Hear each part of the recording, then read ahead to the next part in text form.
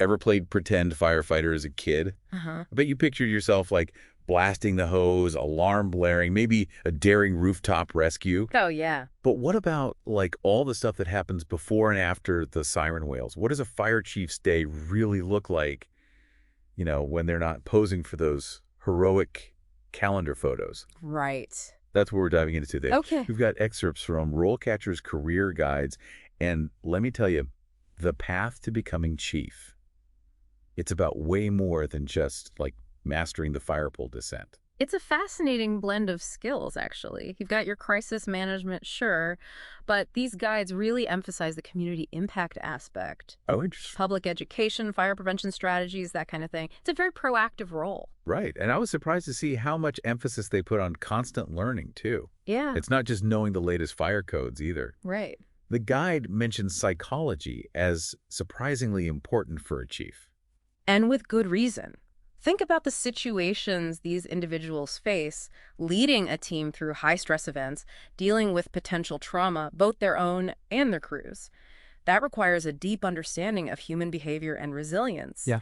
In fact, one guide even mentions the importance of recognizing early signs of burnout and PTSD. Wow. That's heavy stuff. Wow, I hadn't even considered that. Yeah. It's easy to get caught up in the action hero image and forget about the emotional toll. And speaking of tolls, even heroes need to pay the bills, right? Yeah. The RoleCatcher guide actually gets into salary expectations, too, which I thought was pretty cool. It's a good reminder that every job exists within a larger economic reality, but it also reinforces that these are real people with families, mortgages, and everyday concerns, just like the rest of us. Totally. So you don't just wake up one day and decide, today I shall be fire chief. It's a whole journey. And the guide lays out this career ladder, starting from the ground up, literally. Yeah. You work your way up from firefighter, proving yourself at each stage. Which is actually very common in a lot of professions. Yeah. You start with a specific set of skills, master those, then gradually take on more responsibility and leadership as you progress. The fire service just happens to have a very clearly defined ladder system. And the guide gives us these example profiles for each rung on that ladder. Right. Like at the firefighter level, they've got this profile of someone who's laser focused on mastering every type of extinguisher. Yeah. You can picture them practicing in the firehouse, timing themselves, the whole bit. It's that attention to detail and procedure that's so crucial at that early stage because, when lives are on the line, instinct alone isn't enough. Right. You need to be able to rely on your training and execute those essential skills flawlessly. Totally. But then you move up to lieutenant, and suddenly the example profile is all about leadership. Making sure the whole team's got those skills down pat.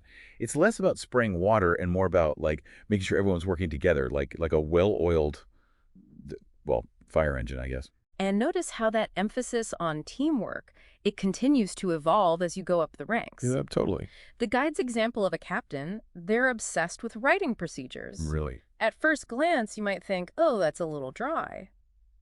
But it speaks to a deeper understanding of how crucial, clear guidelines are in a high-pressure environment. That's so true because, in the heat of the moment, you don't have time to be figuring out who does what. Exactly. Having those procedures in place beforehand can be the difference between chaos and coordinated response. Exactly. And as you climb even higher, the focus shifts even further away from those on-the-ground tasks. Wow. By the time someone reaches the level of chief, they're thinking about the big picture, budgeting, resource allocation, even navigating the complexities of local government and community relations. Really? Oh, yeah. So it's their job becomes less about fighting fires and more about managing the whole firefighting ecosystem. Precisely. And that's where those early hands-on experiences become so valuable. They provide the foundation for understanding the challenges faced at every level of the organization and allow a chief to lead effectively from a place of genuine experience and empathy. That makes a lot of sense. It's you wouldn't want a general who'd never been in the trenches, right? Yeah. They need to understand what their troops are going through. Absolutely. And this idea of starting with a specialized skill set and then gradually transitioning into a more strategic and leadership-focused role, it's something we see across countless professions. Yeah.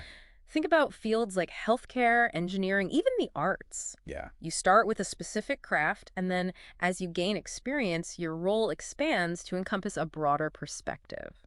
It's almost like everyone has a bit of future fire chief in them. We all start somewhere learning the ropes, and then hopefully over time, we get the chance to use those experiences to guide and shape our respective fields. That's a fantastic way to put it.